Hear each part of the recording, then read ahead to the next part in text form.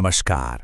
आज हम एक बहुत ही ज़रूरी सूचना पर बात करने वाले हैं, खास तौर पर सभी सरकारी कर्मचारियों और शिक्षकों के लिए। जनगणना 2027 को लेकर भारत सरकार ने एक नया निर्देश जारी किया है और ये कई लोगों की ट्रांसफ़र की योजनाओं पर सीधा सीधा असर डाल सकता है।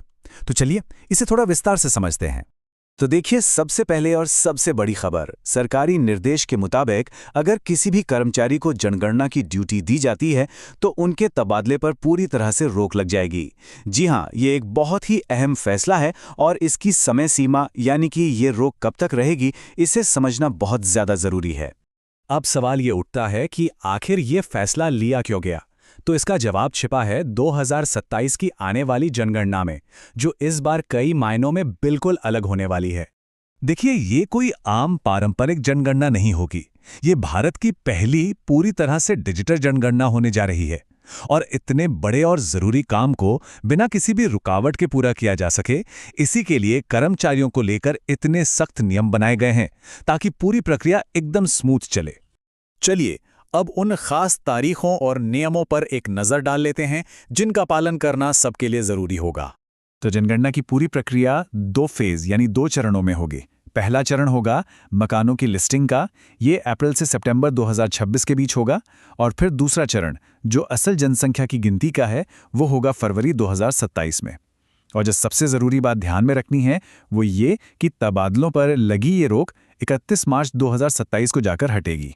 तो इस टाइमलाइन को ध्यान में रखते हुए नियम क्या कहते हैं?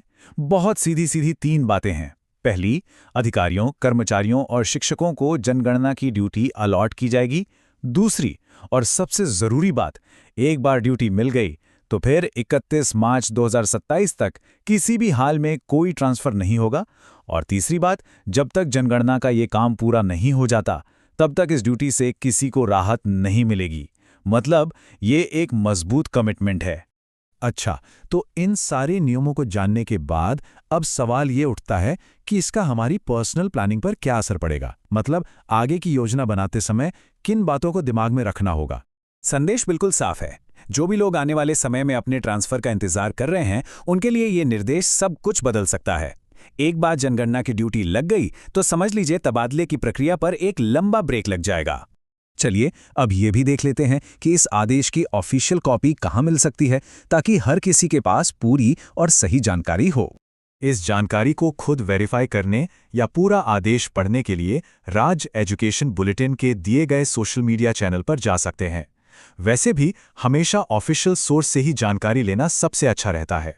तो आखिर में एक ज़रूरी सवाल, इस नई जानकारी के बाद क्या अब अपनी योजनाओं में कोई बदलाव करना पड़ेगा? ये एक ऐसा सवाल है जिस पर अब सभी संबंधित कर्मचारियों और शिक्षकों को गंभीरता से विचार करना होगा।